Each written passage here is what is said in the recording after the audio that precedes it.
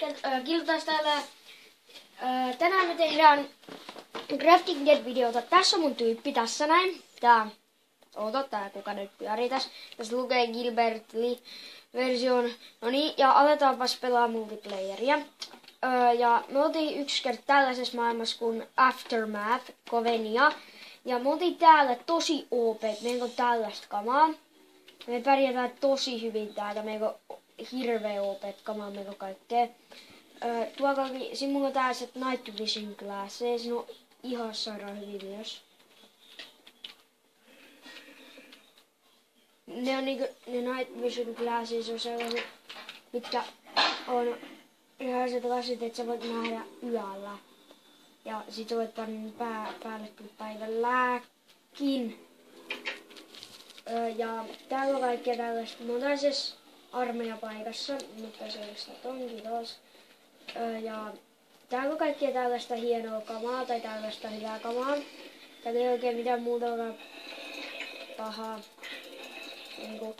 Mut sä voit saada näiltä zombeilta sellaiset laatikot. Ja mä oon saanut kaikki nää pyssyt ja kaikki noilta zombeilta. Ja ne on, jos sä tapat niitä tarpeeksi tai jonkun verran, sä voit saada niiltä sen laatikon ja sit sä voit right-klikkaa, niin sit se avaa sen. Niin sit sä voit saada sieltä kamaa sun inviin. Ja se on oikeesti aika hyvää kamaa, mitä sä saat sieltä. Tässä on tuollaista niin kamat on aika OP:ta, mutta tässä on kaiken. Joten kamat on tosi OP:t, mitä sä voit saada. Joten kannattais pitää silmät auki myös, koska jos sä oot tässä alueella,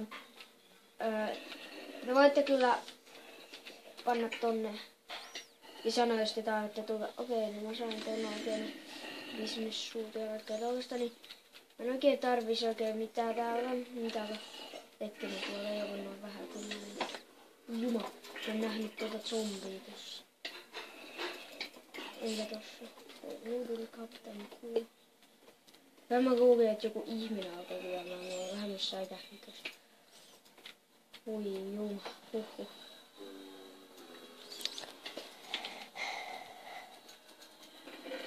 Joten täällä on kaikki nämä opettavat.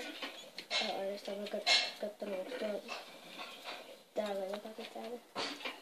Täytyisi katsoa niinku mitä. Okei, toi.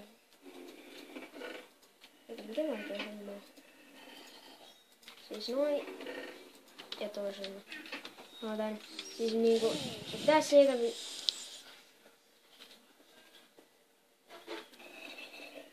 Työttää niin kauan kuin sä pystyt.